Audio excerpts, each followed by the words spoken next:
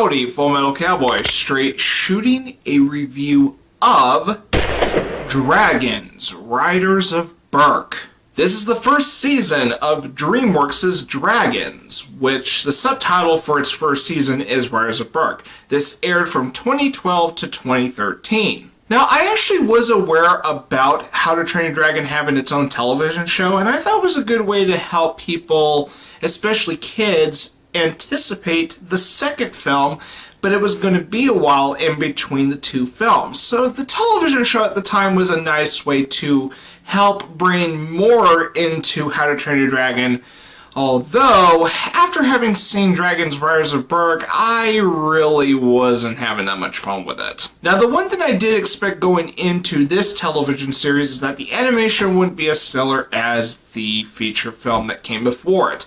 And that is because feature films have higher animation budgets than television show counterparts. This has happened before, and it didn't surprise me this was the case with Dragons Riders of Berk. But I would say out of all the things that are contained in the Dragons television show, Riders of Berk does contain the weakest animation in the entire show. The only excuse I can see regarding the animation quality is that perhaps they didn't want to blow all their budget on Riders of Berk and jeopardize any future seasons, or perhaps jeopardize the budget of How to Train Your Dragon 2. But even if that wasn't the case, I can't help but really find it unwatchable at times. Now, the one nice thing about this television show is that you got Jay Baruchel and America Ferrera reprising their roles as Hiccup and Astrid. Even T.J. Miller reprises his role as Tough Nut. I always get those twins confused regarding their names. Another thing that made this show difficult to start watching is how much filler there is in Dragons Riders of Berk. The only episodes that really stand out is when certain antagonists shows up, like Dagger and Alvin. Now, while it is nice that certain cast members reprise their roles for this television show, it's nice that John Powell returns to do the music for this television series, just for consistency's sake with the films.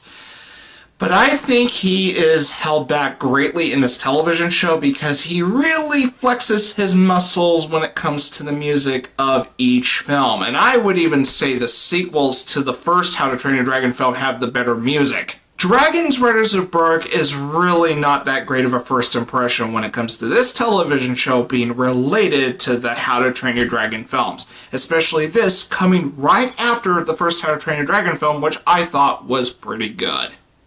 I'm going to be shooting a 4.5 out of 10 for Dragons Riders of Berk. And that ends this review. So next time in my series of How to Train Your Dragon reviews, I will be looking at Dragons Defenders of Berk, which is essentially Dragons Season 2. I'll be reloading for my next review, so until then, I'll see you later.